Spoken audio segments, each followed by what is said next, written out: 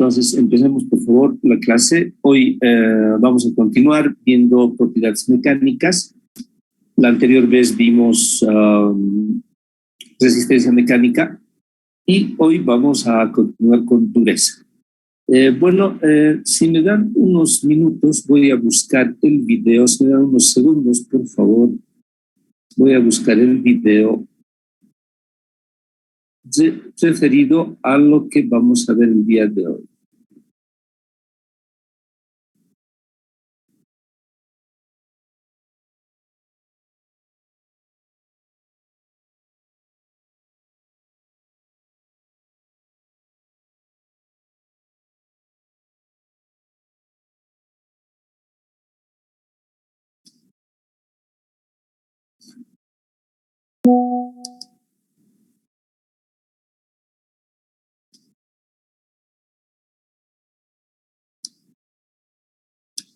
Ya, muy bien. Entonces, voy a compartir pantalla con ustedes y vamos a empezar la clase de hoy día viendo el ensayo de dureza, que ustedes de hecho lo tienen en la lista de trabajos de laboratorio que tienen que realizar.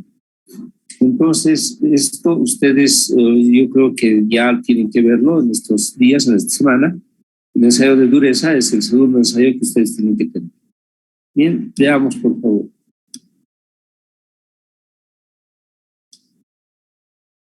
Ya, me van a confirmar si están escuchando. Bueno. Ahora veremos el ensayo de dureza. Este es es el segundo ensayo en el cual obtendremos una propiedad intrínseca del material, que en este caso será la dureza. Para ello podemos usar tres tipos distintos de material: latón, aluminio y acero. En este caso, el material lo tenemos en formato de chapas, que es la mejor forma de poder medirle la dureza. El durómetro que utilizaremos es este equipo que tenemos al lado de acá. Está fabricado específicamente para medir un tipo de dureza, que es Rowell. Sin embargo, aunque está preparado para medir Rowell, no implica que no pueda usarse para medir otros tipos de dureza, como son Brinell y Vickers. Recordemos que la dureza Rowell se caracteriza porque se utiliza un penetrador, el cual lo que hace es determinar, dependiendo del tipo de penetrador, cuánto esto se introduce en el material. Sin embargo, las durezas de Rowell, las durezas de Brinell y Vickers, lo que se hace es medir la huella. Por lo tanto, el equipo puede ser utilizado también para poder ser usado en unidades de Brinell y Vickers. Los distintos penetradores que se utilizan los tenemos aquí y los podemos ver. Estos son los distintos penetradores que podemos encontrar para poder medir cada una de las distintas escalas de dureza, tanto de Rowell, Brinell o Vickers. Es evidente que tenemos penetradores en forma de bolas, de distintas dimensiones o diámetro de la bola, pero también existen penetradores que son en forma de cono o en forma de diamante, para poder hacer las distintas pruebas de dureza. Normalmente se utilizará un penetrador dependiendo del tipo de dureza que nosotros queramos poder medir. Tenemos distintos tipos de escalas de dureza. En el caso nuestro, el que más nos interesa, haremos Rowell. Pero en Rowell tenemos Rowell A, B, C, D, E, F, G, H, I, J, K, L. Y nosotros solo nos interesaremos por un tipo de dureza, que será la dureza Rowell B. La dureza de Rowell B se caracteriza porque el penetrador que se utiliza es un penetrador esférico, una bola esférica de un 16avo de pulgada.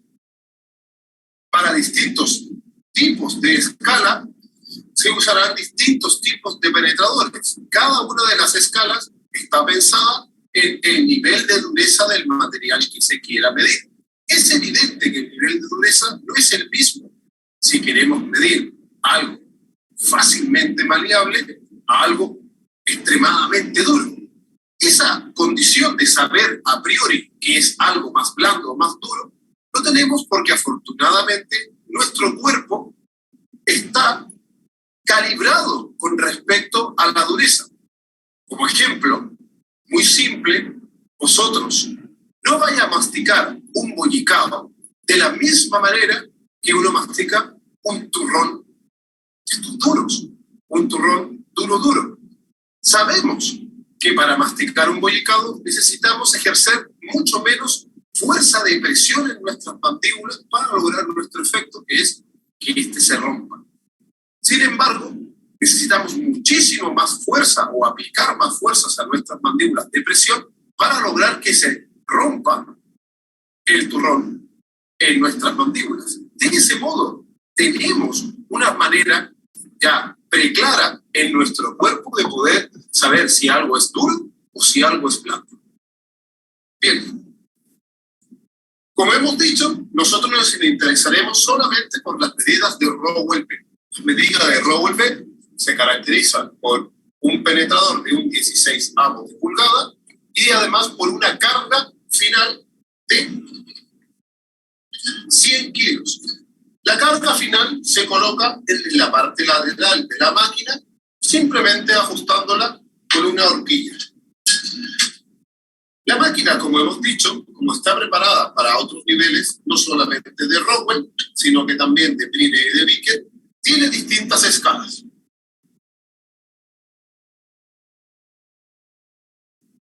Aquí se ven las distintas cargas que se le pueden aplicar a la máquina de dureza. En este momento está puesta la horquilla en Rowell B, porque se puede ver que se ve la R de Rowell y el valor sin indicando la carga total, 100 kilos. Distintos tipos de... Si uno cambia la horquilla para otros valores, podrá realizar distintos tipos de ensayo.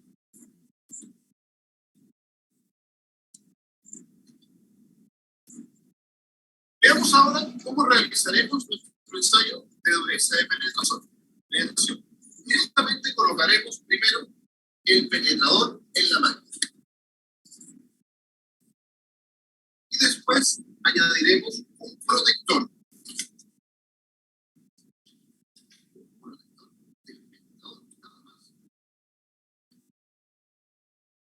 Y bajamos para poder manejar bien la máquina. Como podemos observar, la máquina tiene una escala que no es otra cosa que un reloj de aguja. En este reloj de aguja es donde nosotros mediremos nuestra dureza en Rowell. Eso significa que la unidad que utilizaremos de dureza será la unidad de Rowell.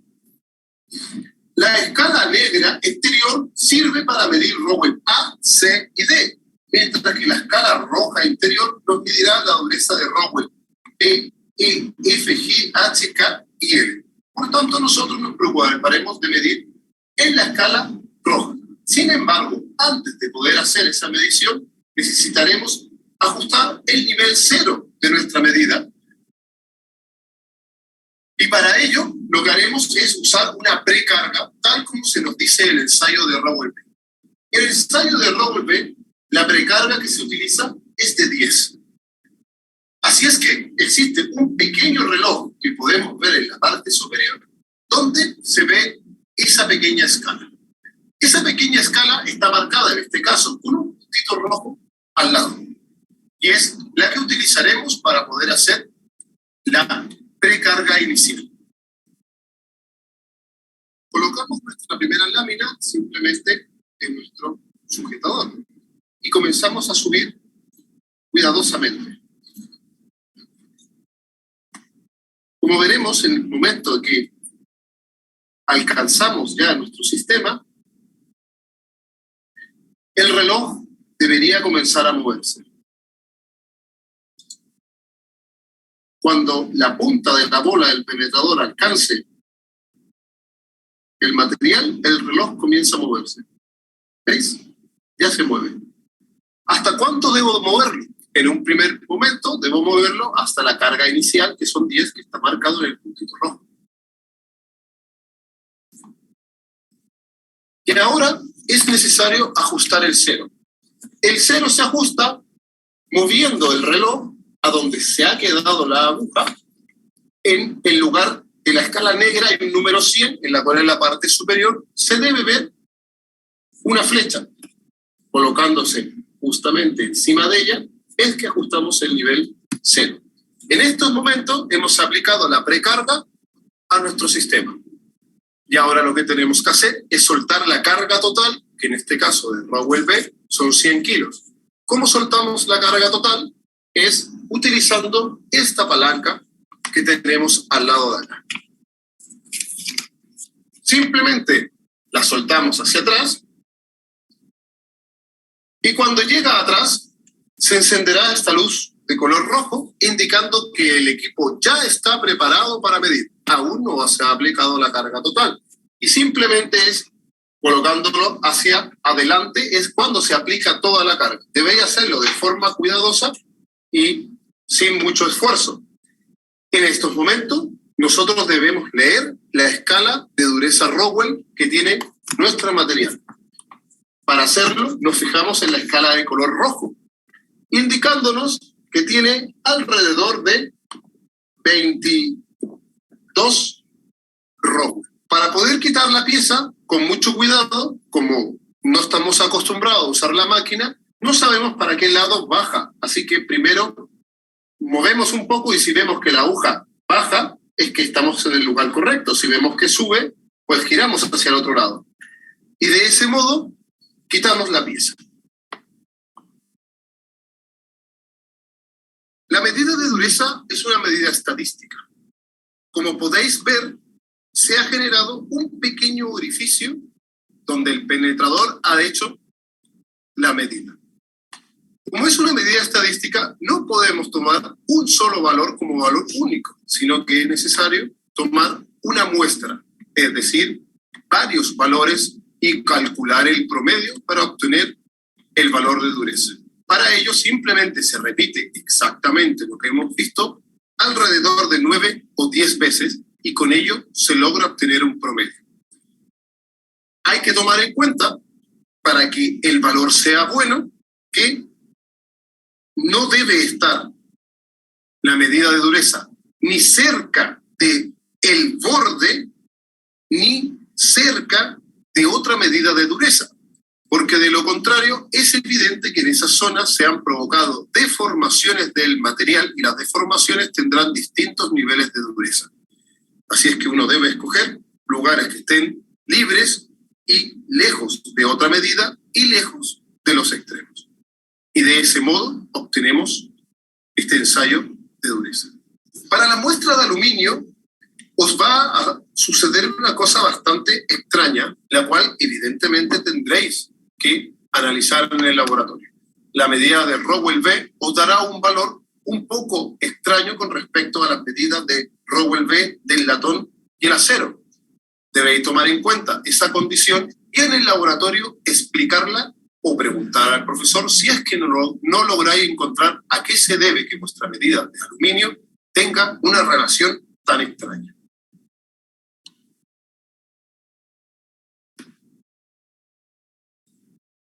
Bien, creo que ustedes han visto el video y ha sido bastante ilustrativo porque, como se darán cuenta, este ensayo es bastante sencillo, no requiere, digamos, de grandes explicaciones, pero de todas maneras tenemos que formalizar algunos conceptos, ¿no?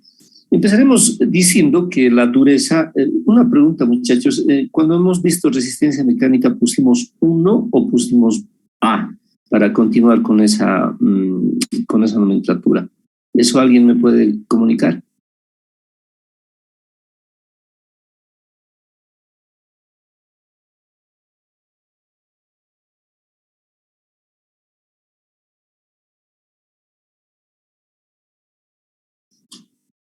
Nadie tiene los dos. Perdón. Pusimos 1. 1, muy bien, entonces pondremos 2 dureza, ¿no? Entonces, esta es la segunda propiedad mecánica que estamos viendo. Vamos a ver 3 o 4 con ustedes en total y ahí vamos a concluir el tema, ¿no? Bien, la definición de dureza es muy sencilla. Dice, fíjense, utiliza la misma palabra que hemos venido utilizando hasta ahora, resistencia, ¿no? resistencia a ser penetrado por otro material.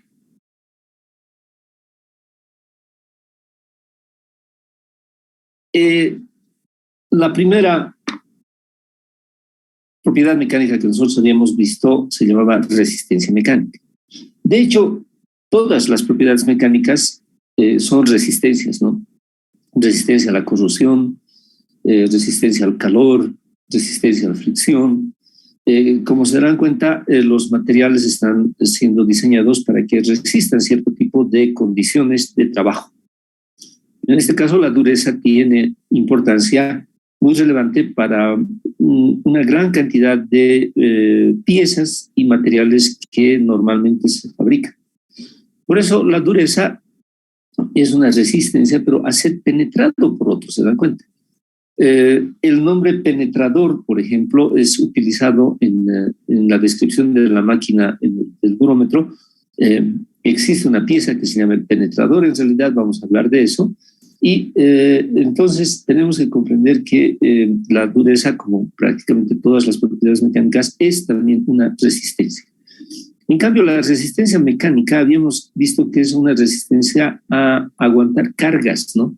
Resistencia a cargas. Nosotros le poníamos, colgábamos bolsas de cemento del techo, habíamos hablado de la tela de la araña. Entonces, la dureza y la resistencia son dos cosas bastante distintas. Siendo distintas, vamos a irnos dando cuenta que hasta cierto punto son antagónicas, ¿no?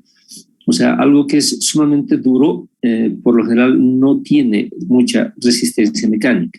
Y al contrario, algo que tiene bastante resistencia mecánica puede no tener absolutamente dureza alguna.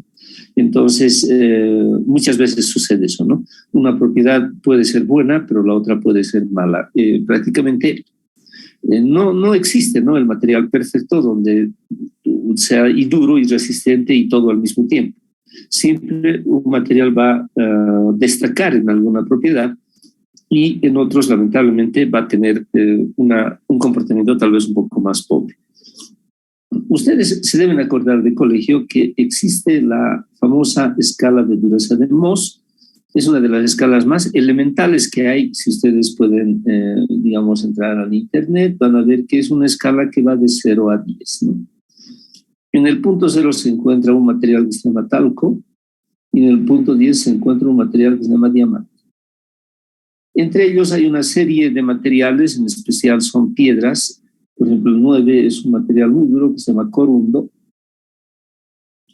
Y así hay 10 materiales que se nombran, en realidad son 11 materiales que se nombran, y esos nos dan una referencia de la dureza, ¿no? Si algo se encuentra, digamos, entre el punto 4 y el punto 5, entonces definitivamente se puede ubicarlo también allá. O sea, es una escala bastante cómoda porque prácticamente diremos que nos puede abarcar cualquier tipo de material, sea metálico o no metálico. Es una escala, si bien sencilla, podríamos llamarla también un poco primitiva, porque para fines de la electromecánica o fabricación de piezas o materiales metálicos no tiene mucho valor. Es decir, no representa mucho interés porque es muy general. Nosotros necesitamos algo más específico que esto. No podemos decir simplemente es más duro que aquello, más duro que aquello. Entonces, de ahí la necesidad que nosotros tengamos que tener escalas mucho más precisas. Al decir nosotros, me refiero a los que estamos en el área del trabajo con los metales, ¿no? Entonces, vamos a ver ahora algunas escalas que existen. Son muchas las escalas de dureza que hoy en día se han desarrollado, pero prácticamente todos parten de un mismo principio, ¿no? Todos parten de un mismo principio. Seguiremos.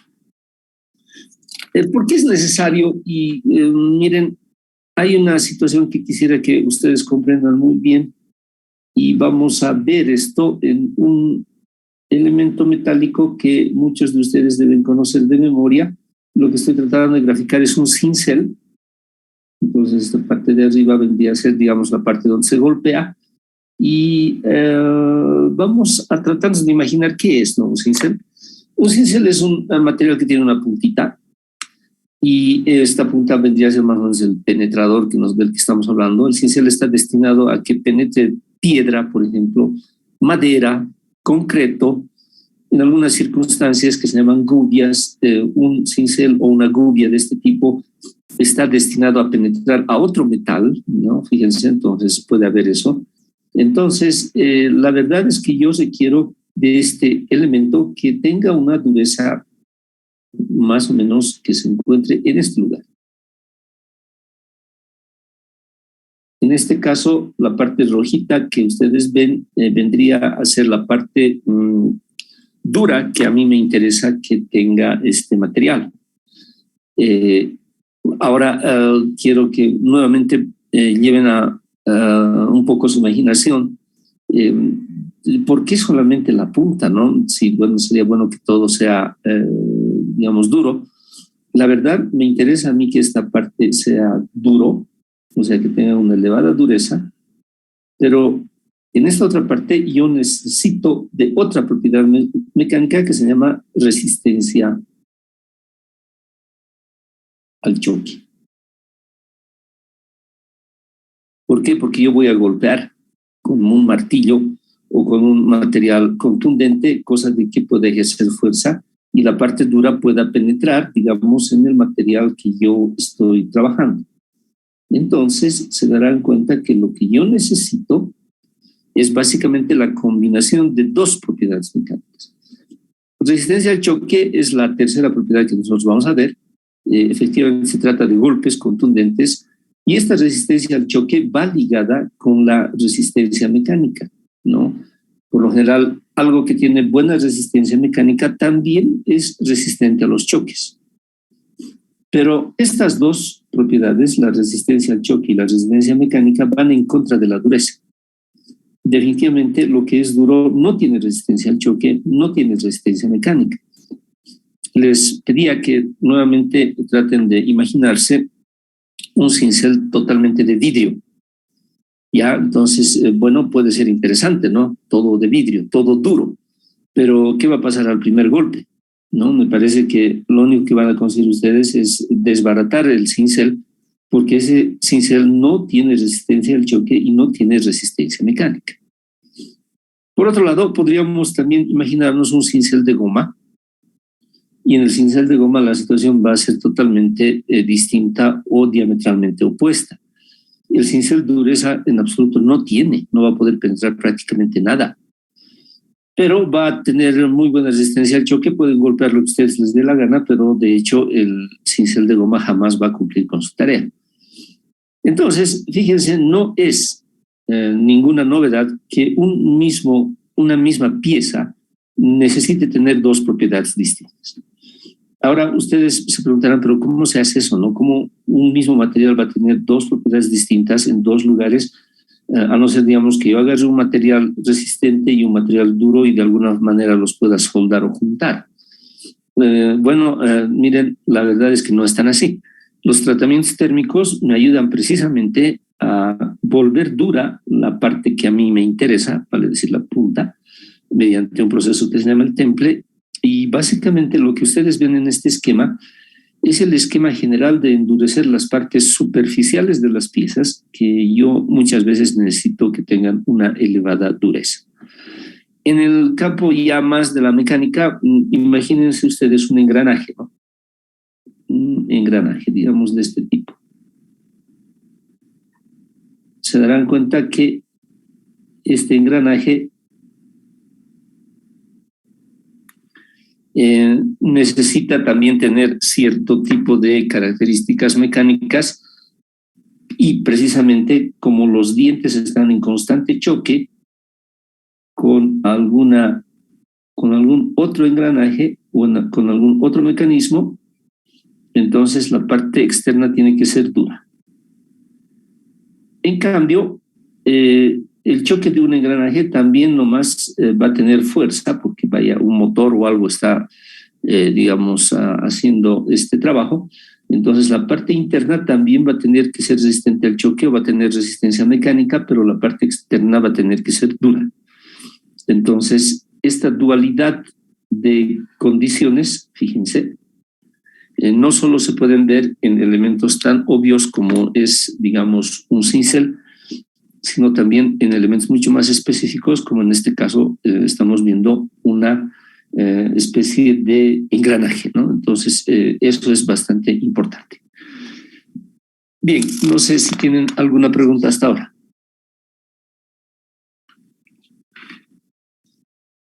Bueno, vamos entonces adelante.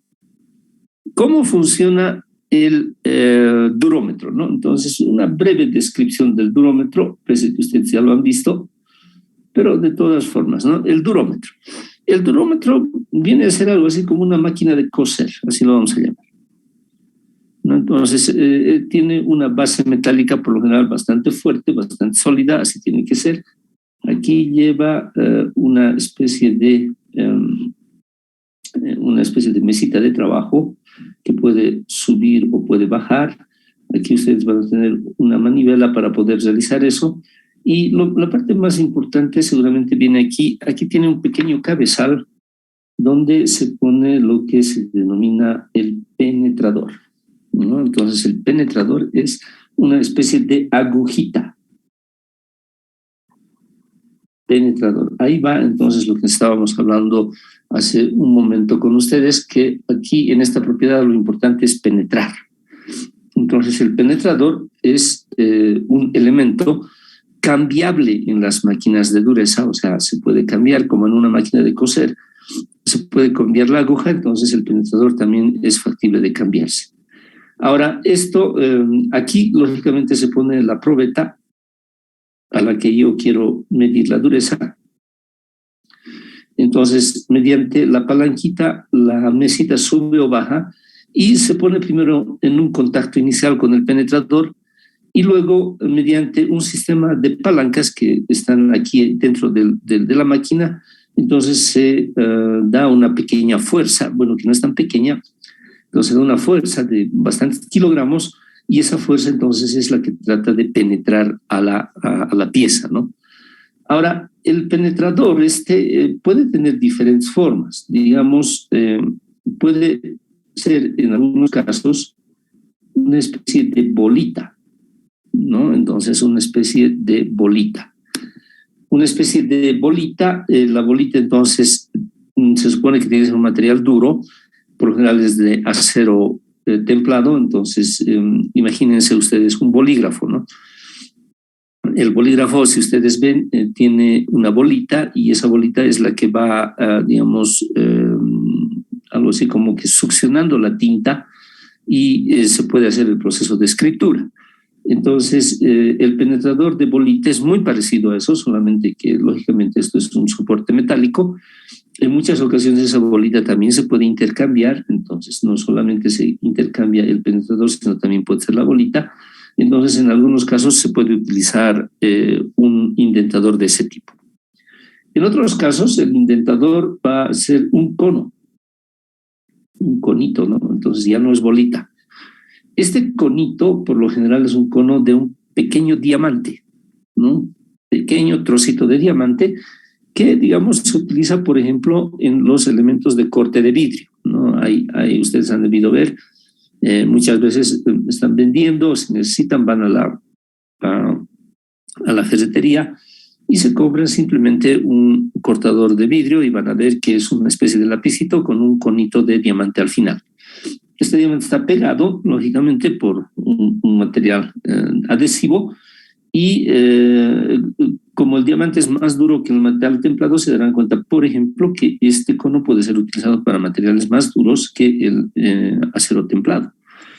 Porque si yo usara una bolita de acero templado para medir dureza de un acero templado, medio que tal vez no pueda tener el resultado deseado, ¿no les parece? En cambio, cuando tengo diamante, que es más duro, entonces ya definitivamente podría tal vez hacer esa medición. De hecho, es así como se hace. En algunos casos, si bien esto es un cono, el indentador puede tener la forma de una pirámide invertida, ¿no? Hay eso.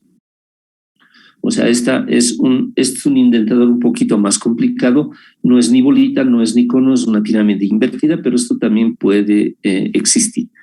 Como se darán cuenta, las máquinas de medición de dureza, o los llamados durómetros, prácticamente todas tienen el mismo esquema de trabajo. Vale decir, una serie de palancas, un indentador, una mesita de trabajo y, lógicamente, las escalas, ¿no? Ustedes en el video han visto que había un reloj que marcaba cierto tipo de unidades. Entonces, esas unidades corresponden al tipo de indentador que ustedes están utilizando, corresponden también a la fuerza que están utilizando y como podrán ustedes apreciar, existen básicamente dos parámetros para medir dureza, ¿no? Uno es la fuerza que yo aplico y otro es el penetrador.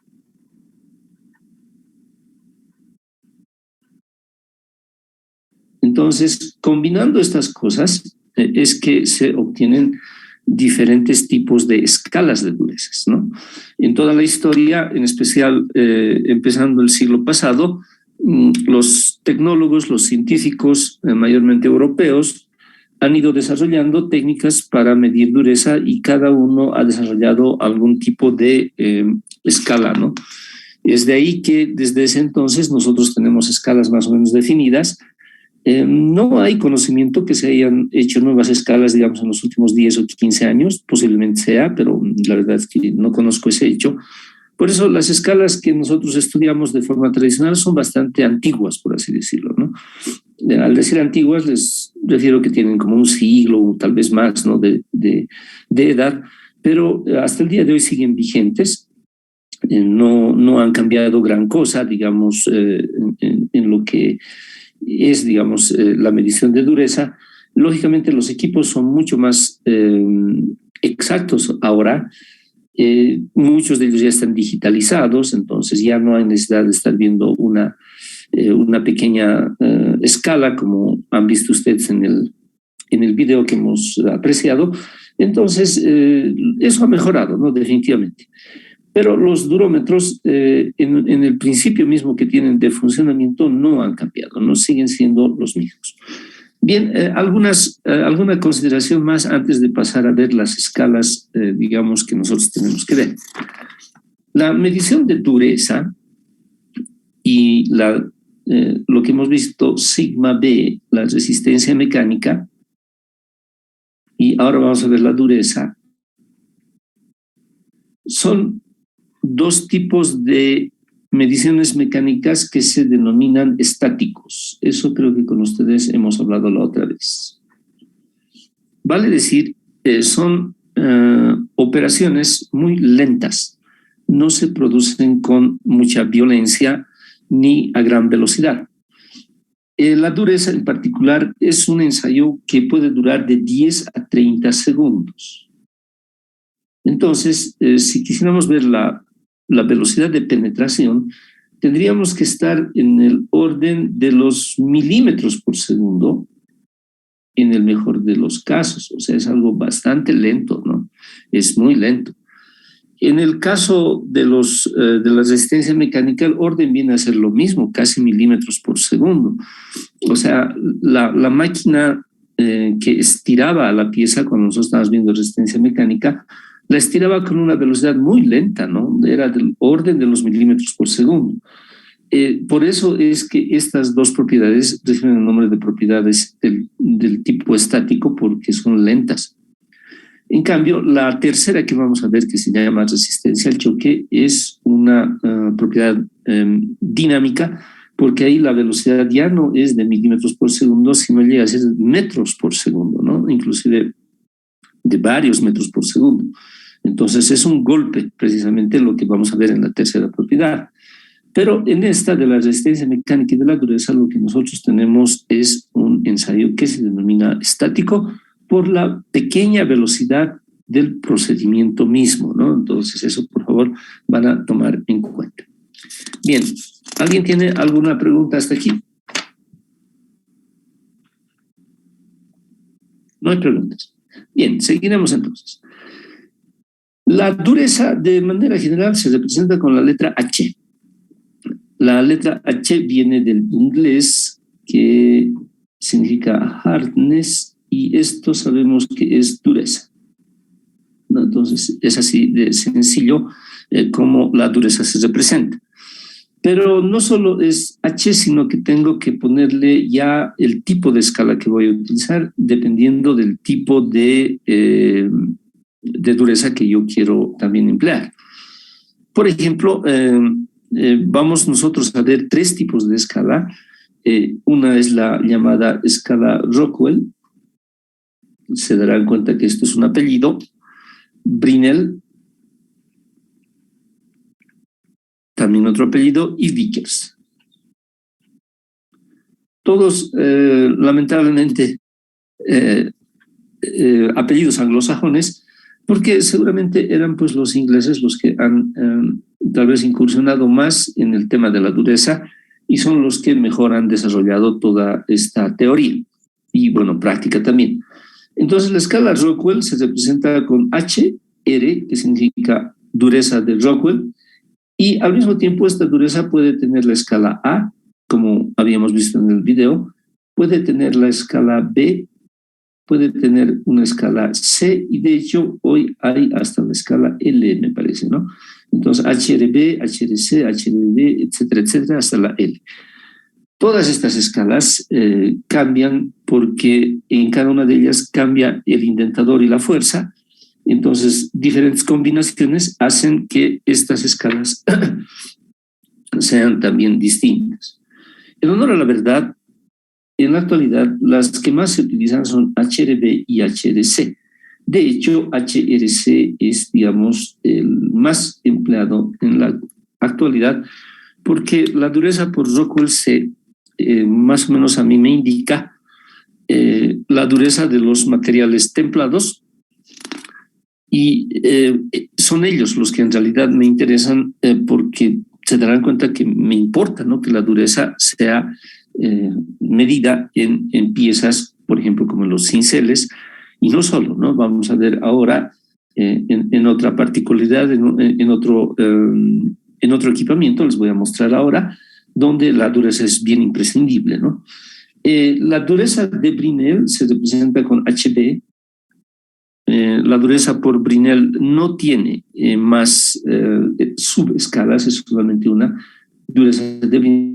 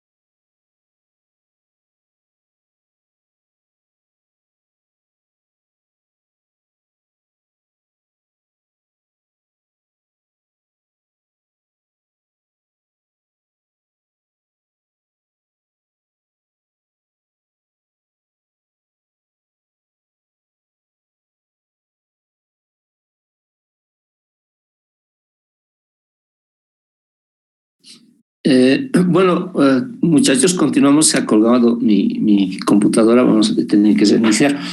Bueno, pero seguimos, ¿no? Como les estaba comentando, entonces las escalas tienen algo así como nombre y apellido. El nombre general vendría a ser H. Por lo general, la segunda letra representa la primera letra del inventor, en este caso Rockwell, y en este otro caso sería Brinell, y en Vickers se darán cuenta que es HB, ¿no?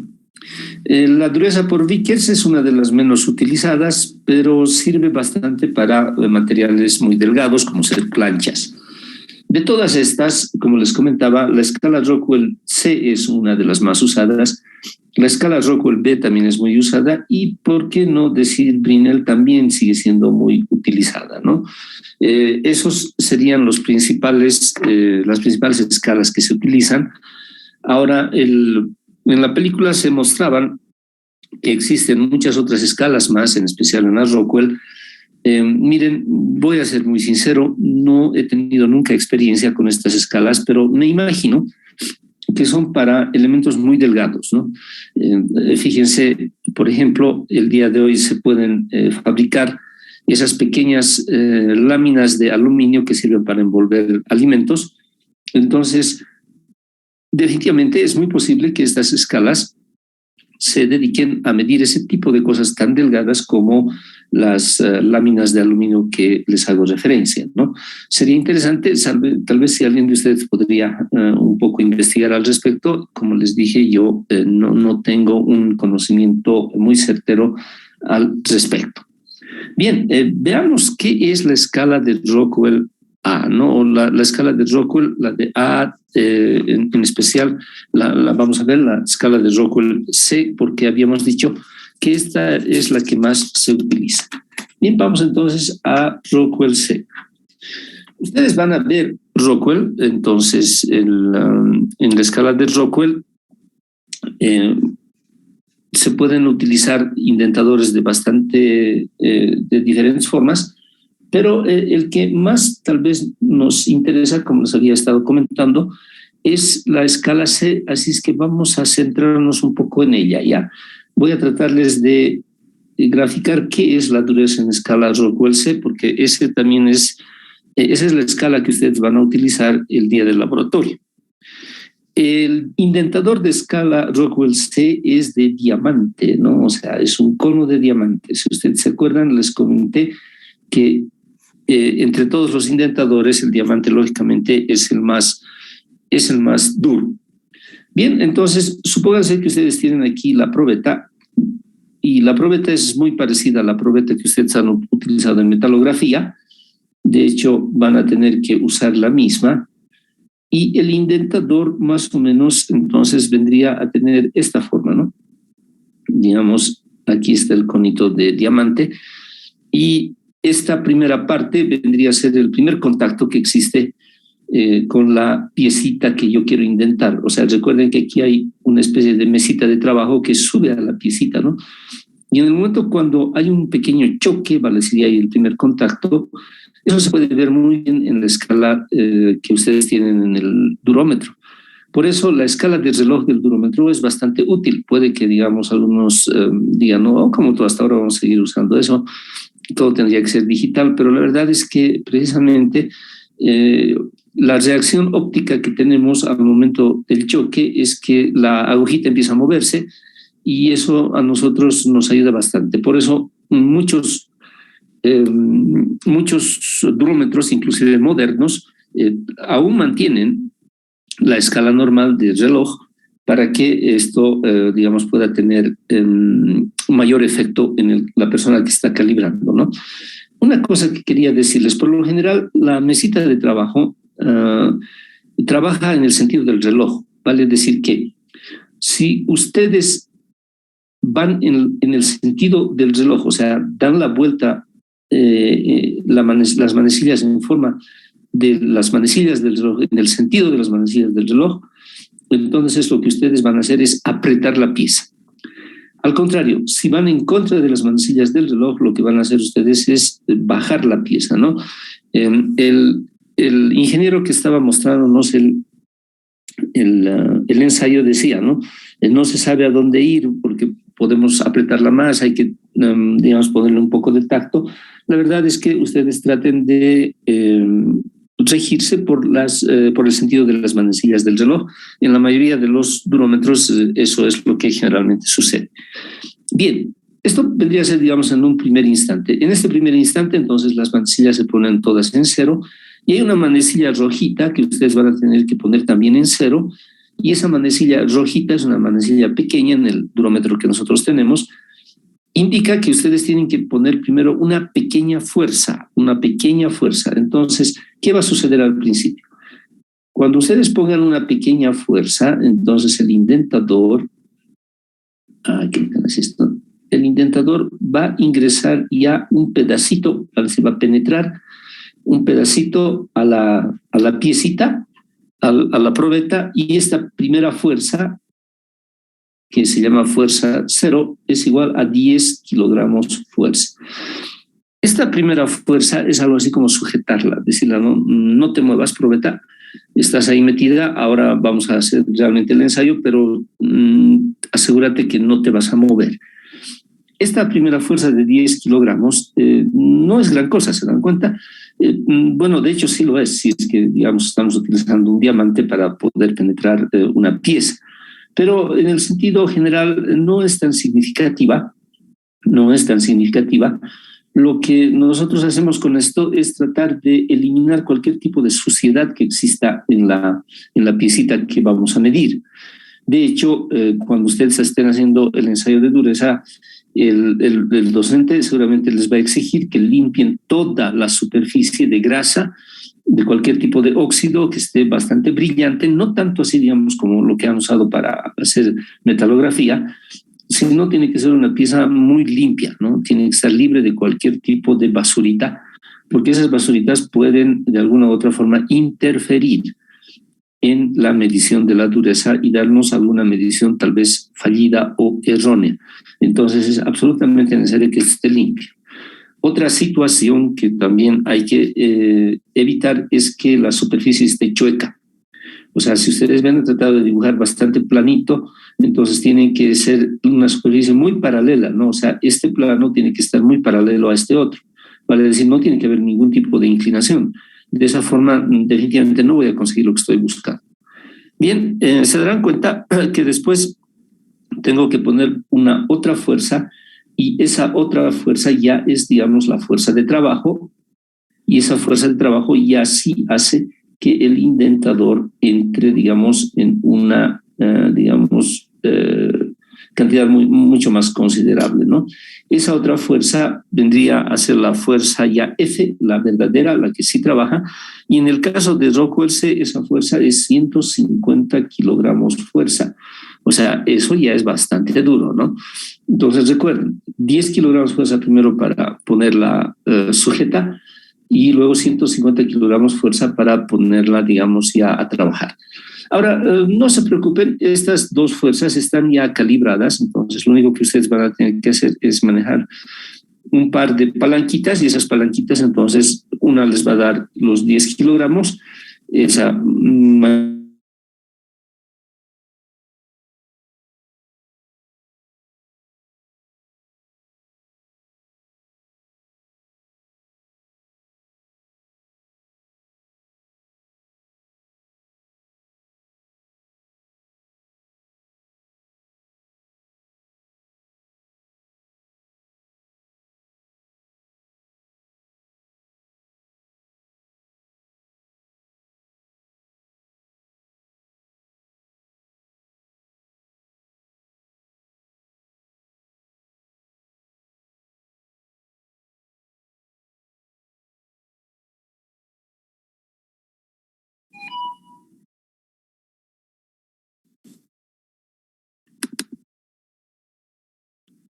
¿Aló? ¿Me escuchan, muchachos? Creo que ha habido un pequeño corte. ¿Me escuchan? Sí, Inge. Van a disculpar, parece que anda muy mal aquí el internet, está bastante saltando, pero bueno, por suerte puedo notar si es que hay algún problema. Entonces, como les estaba comentando, estas dos fuerzas se van a aplicar prácticamente de manera automática mediante el uso de unas manecillas que ustedes van a tener en el equipo. Así es que no existe el problema de que tengo que poner 150 o tengo que poner 10, ¿cómo lo hago? No. Ahora, cuando ustedes ponen F sub 0 de 10 kilogramos, aquí el cono penetra a una altura que se denomina H sub 0. H sub 0. Finalmente, cuando ustedes penetran con los 150 kilogramos, la profundidad es mayor y se denomina H. Entonces, HRC, esto no hay en el libro, así es que por favor tómenlo en cuenta, se calcula mediante esta ecuación 100 menos E. Ahora, E es igual a este H que han medido ustedes después que han puesto los 150 kilogramos, menos H sub 0, lo que han medido al principio, dividido entre 0.002. Este 0.02 es por lo general la medición más pequeña que existe en el durómetro. O sea, el durómetro es una especie de relojito. Y cada división tiene más o menos no más o menos, sino, bueno, trata de tener lo más exacto posible, 0.002 milímetros. O sea, es una penetración muy pequeña, ¿no? Entonces, esta pequeña unidad de medición que tienen en el reloj corresponde a este 0.02 que se utiliza en la fórmula general para poder calcular HRC. Ahora, esta fórmula, lógicamente, ya no se usa el día de hoy. Esta fórmula ya está intrínseca en el equipo. Lo que ustedes van a medir, en realidad ya es una escala que les va a dar directamente escala Rockwell C. No van a tener que medir, pero simplemente yo quisiera que ustedes comprendan de dónde viene la medición Rockwell HRC y que en algún momento, digamos, ustedes puedan comprender de qué ha salido, ¿no? Y por qué se utiliza, digamos, esas divisiones en el reloj que van a poder ustedes ver cuando estén trabajando y, bueno, cuál es el objetivo que tienen, ¿no? Y finalmente que puedan comprender exactamente cómo sucede todo esto de la medición de la dureza. Para terminar ya, Rockwell C, el conito es tal vez la parte más sensible del equipo, ¿no? De hecho, creo que alguna vez les comenté, nosotros tal vez en el laboratorio ya necesitemos el cambio de nuestro conito, porque bueno, si bien es duro, la verdad es que ya tanto tiempo lo usamos que definitivamente en algún momento puede darnos algún tipo de problema.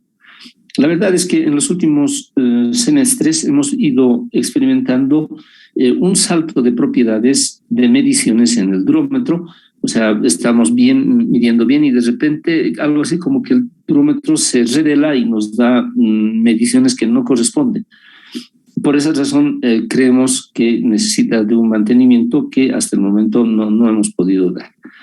Por otro lado, como también ustedes recuerdan, los metales, si bien son bastante homogéneos, pueden existir algunos lugares del metal donde la dureza sea un poco menor que otras. Y eso es también absolutamente normal. Eso viene de algún tipo de fabricación. Puede que durante la fabricación algún tipo de basura se haya introducido al metal. Entonces, como bien decía el ingeniero que nos ayudó a ver el video, ustedes traten siempre de hacer medidas, ¿no? O sea, hacer 3, 4 o 5 mediciones. Creo que lo que más se aconseja es hacer 3 mediciones en 3 lugares diferentes y sacar el promedio, ¿no? En este sentido, si digamos, ustedes van a tener, por decirles, una medición 1 que, por decirles, es igual a 25, una medición 2 que es igual a 24, una medición 3 que es igual a 26, y de repente les sale una medición 4 que es igual a 10, entonces esta de 10 se descarta, ¿no? Entonces esa de hecho está lejos del promedio que yo estaba sacando, entonces algo raro sucedió ahí. Si ustedes se acuerdan, también él mencionó que las mediciones que se hacen muy al canto de la pieza no siempre son las más, digamos, las más deseadas. Eso también tiene su razón. Por eso traten siempre de sacar las mediciones de manera estadística, ¿no? Haciendo bastantes y lógicamente eliminando las que definitivamente no corresponden a lo que nosotros estamos buscando. Bien, ¿alguien tiene alguna pregunta con relación a la escala Rockwell?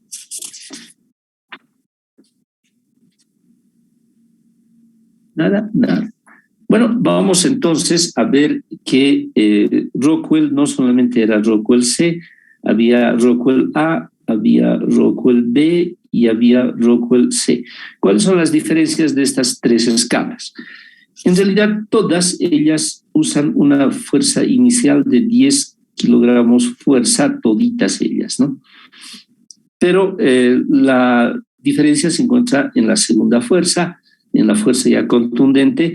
En el caso de A, este es 50 kilogramos fuerza, en el caso de B es 100 kilogramos fuerza y en el caso de C es 100 kilogramos fuerza, como hemos dicho. Entonces, se darán cuenta que estas son fuerzas menores.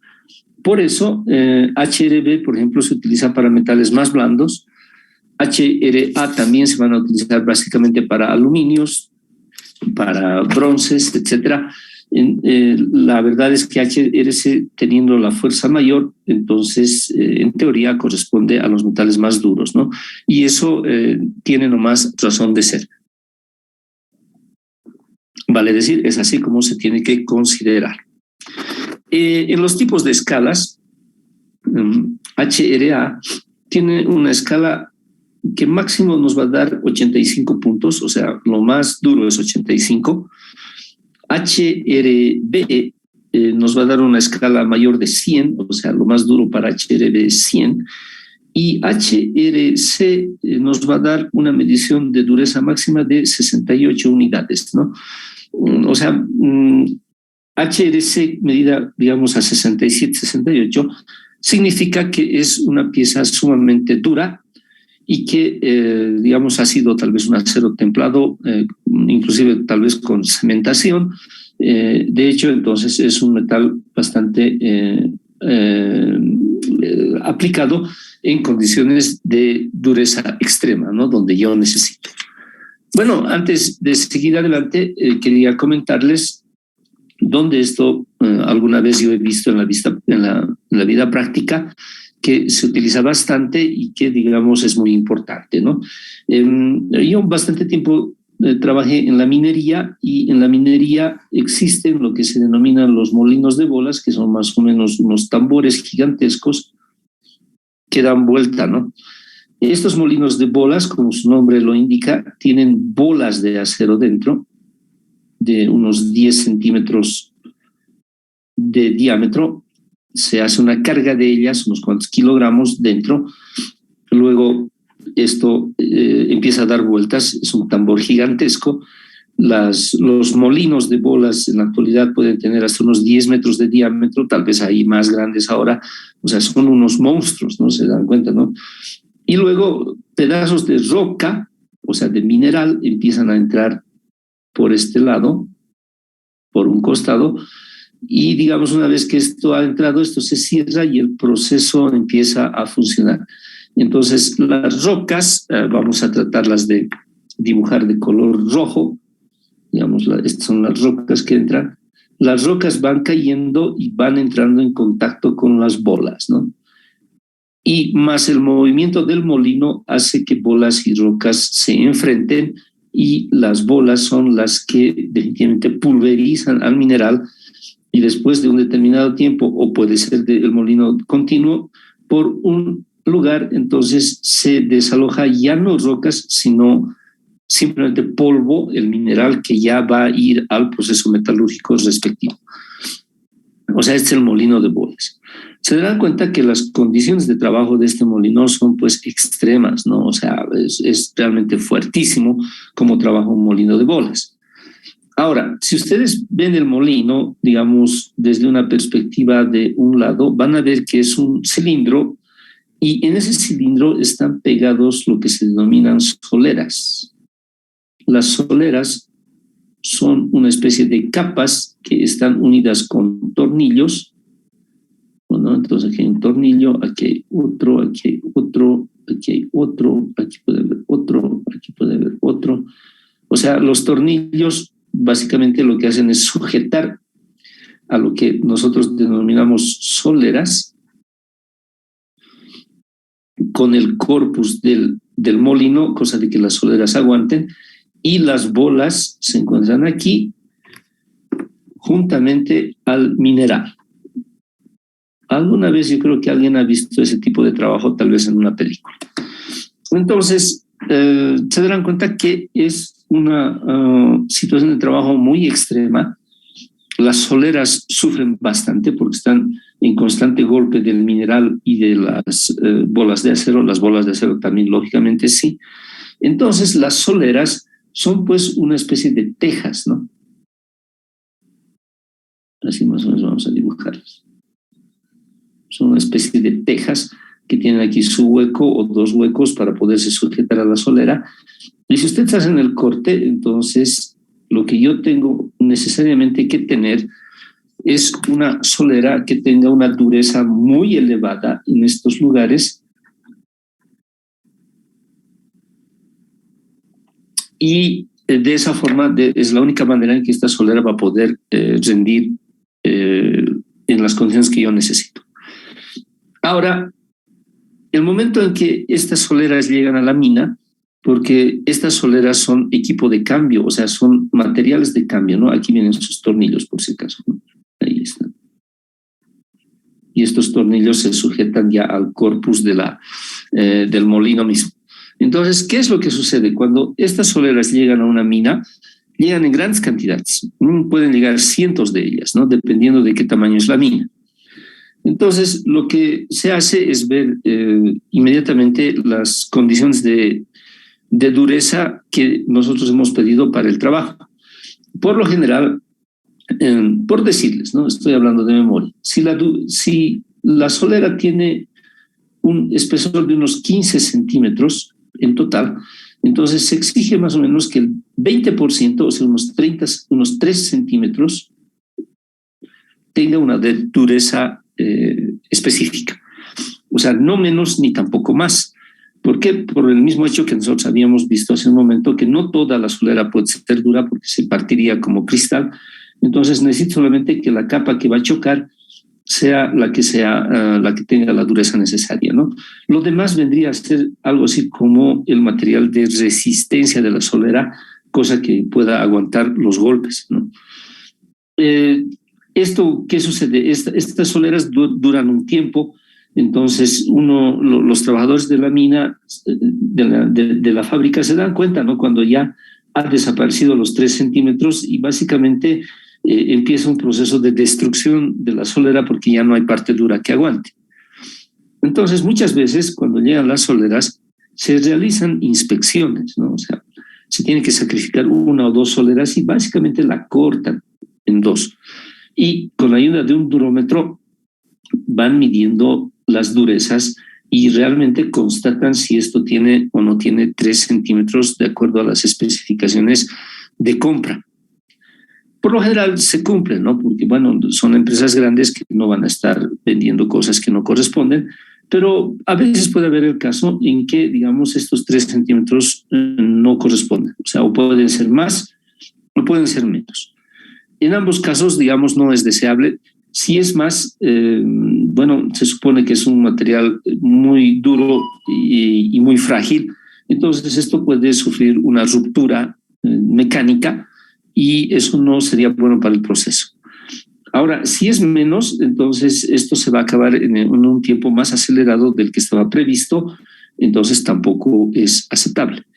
Por eso, la profundidad de la dureza es un parámetro que siempre se tiene que ver, en especial en lo que se denomina minería, porque en la minería es en donde la mayor cantidad de piezas duras, templadas, se utiliza por el mismo, digamos, la misma naturaleza de la industria, ¿no? O sea, es golpear piedras, rajar piedras, volverlas polvo. Entonces, todo eso hace pues que en la minería sea un gran consumidor de piezas de este tipo y de este calibre. Bien, ¿tienen alguna consulta?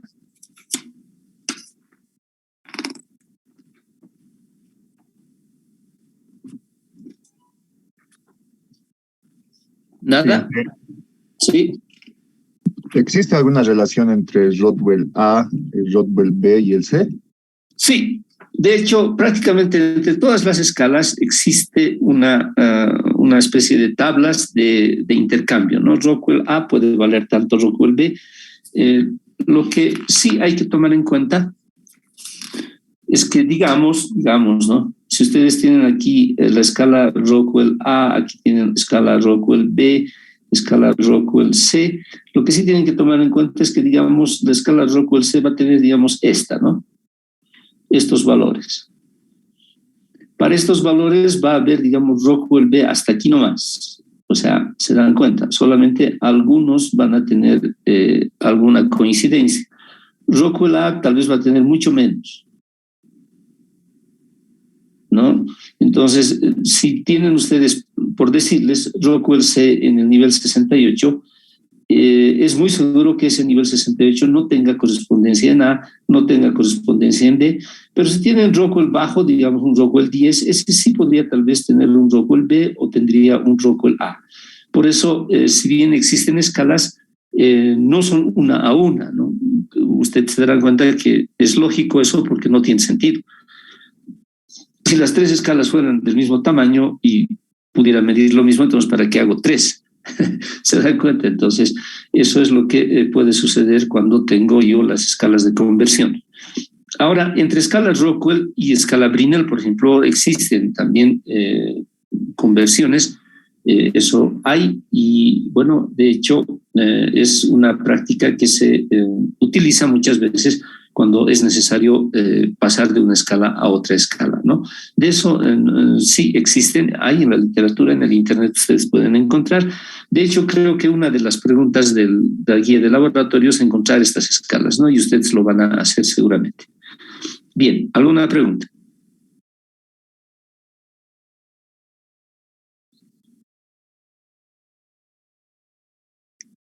Ya, no hay. Bien, seguimos adelante. Bien, vamos a ver si hoy podemos acabar la escala de Brinell. HB es una escala también muy utilizada. Vamos a hablar ligeramente de ella. Vamos a ver, no vamos a hacer mucho énfasis, pero en la escala de Brinell, el indentador es una esfera. En la escala Rockwell-C que nosotros hemos visto hace un momento, el indentador era un diamante. En cambio, en Rockwell es una esfera, vale decir, yo lo que tengo es una especie de, como les comentaba hace un momento, una especie de bolígrafo. Una bolita es, ¿no? Entonces, esta esfera es de acero templado, pero lo interesante es que el diámetro de la bolita puede ser muy distinto, no es una única bolita. El diámetro puede variar de 1, 2, 2.5, 5 y 10 milímetros de diámetro. O sea, fíjense, por ejemplo, la bolita de 10 milímetros es una bola bastante grande, ¿no? 10 milímetros, vaya, es un centímetro, es una super bola en realidad la que tiene que ingresar. El sentido de tener, digamos, grandes diámetros en la escala Brinell es el de eliminar lo que Rockwell tenía, digamos, y mencionamos hace un momento. Puede ser que alguna parte del metal sea más dura que la otra y nos daría una medición errónea. En cambio, cuando la esfera es muy grande, siendo muy grande el espacio que penetra, entonces prácticamente se anulan todas esas variaciones que existirían entre un pedacito de metal y otro, y lo que yo consigo es una medición mucho más, digamos, general, más promedio, ¿se dan cuenta? Y eso va bajando esa calidad. Cuando uso ya de 1 milímetro, entonces la cosa ya, digamos, se me puede parecer un poco al Rockwell-C porque puedo caer en ese problema, ¿no? Que estoy midiendo solamente de un pequeño pedazo la dureza y no así de un gran tamaño. El problema cuando yo uso bolas muy grandes es que las fuerzas también son muy grandes. Entonces ahí es muy posible ya que el durómetro no aguante, ¿no? Tenga que ser un durómetro especial para tener una fuerza considerable para usar bolitas de 10 milímetros. Bien, ¿cómo funciona esto del diámetro, ¿no? Entonces, veamos. Existe una fórmula para medir la dureza de Brinell y esa formulita les voy a pedir que la escriban porque tampoco hay en el librito que ustedes tienen. HB se mide mediante esta fórmula P D al cuadrado. D al cuadrado es el diámetro de la bolita que ustedes están usando. P es la fuerza que ustedes están aplicando en kilogramos fuerza, lógicamente. Y aquí hay un término bastante grande que no vamos a desarrollarlo mucho menos, pero lo vamos a escribir. 2pi, abajo van a poner 1 menos raíz cuadrada de 1 menos D minúscula sobre D mayúscula al cuadrado y todo esto se cierra. Bien, ¿qué es qué en esta fórmula, no? D, hemos dicho que es 1, 2, 2.5, 5 y 5 y 10 milímetros, ¿no? Entonces no hay problema de eso. P es la fuerza, kilogramos fuerza sobre kilogramos fuerza que vamos a utilizar, kilogramos fuerza, cuánto estamos poniendo.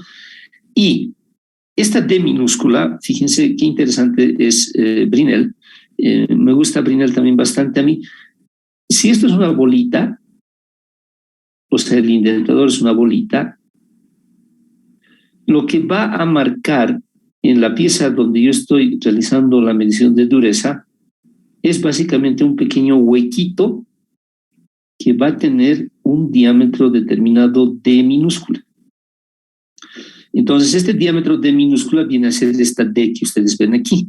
O sea, la D mayúscula vendría a ser esta grande, ¿no? O sea, la esfera original del indentador.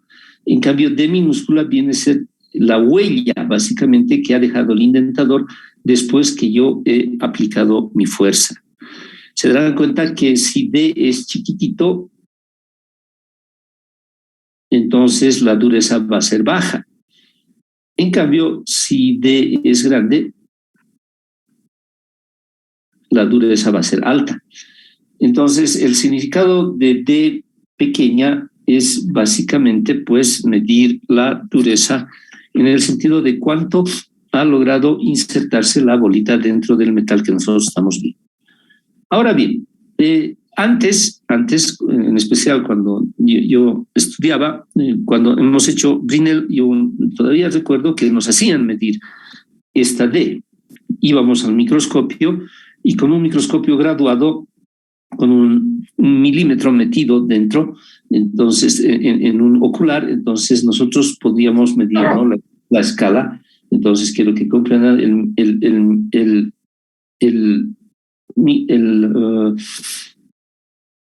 el microscopio tenía un ocular que tenía 1 milímetro grabado ahí y ese milímetro estaba partido en 10 unidades, ¿no?